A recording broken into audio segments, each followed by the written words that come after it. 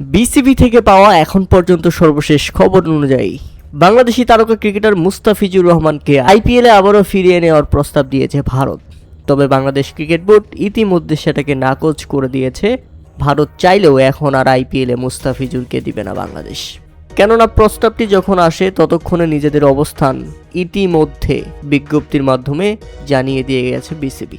বিষয়টি এখন সরকারি পর্যায় পর্যন্ত চলে গেছে, তাই বিসিবি ভারতীয় ক্রিকেট বোর্ডকে স্পষ্ট জানিয়ে দিয়েছে এই বিষয়টি আর মেনে নেওয়া সম্ভব হচ্ছে না বাংলাদেশ ক্রিকেট বোর্ডের দ্বারা। এমনকি বাংলাদেশ ক্রিকেট বোর্ড বিসিসিআইকে জানিয়ে দিয়েছে এটাও যে এখন মুস্তাফিজুর রহমানকে ফিরিয়ে নেওয়ার প্রস্তাব দিলেও তারা ভারতে বিশ্বকাপ খেলতে আর যাচ্ছে না।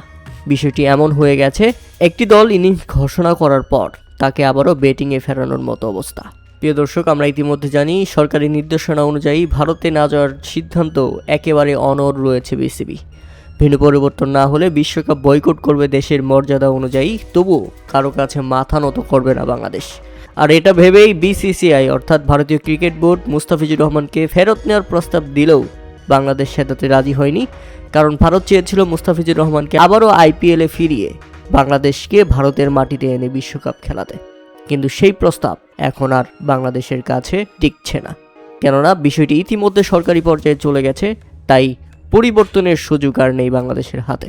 বিসিবির স্পষ্ট অবস্থান, মুস্তাফিজকেও আর আইপিএলে খেলতে দিবে না, এমনকি ভারতের মাটিতেও বাংলাদেশ বিশ্বকাপ খেলতে যাবে না। প্রিয় দর্শক, এ ব্যাপারে আপনাদের মতামত অবশ্যই আমাদের কমেন্ট করে জানাবেন।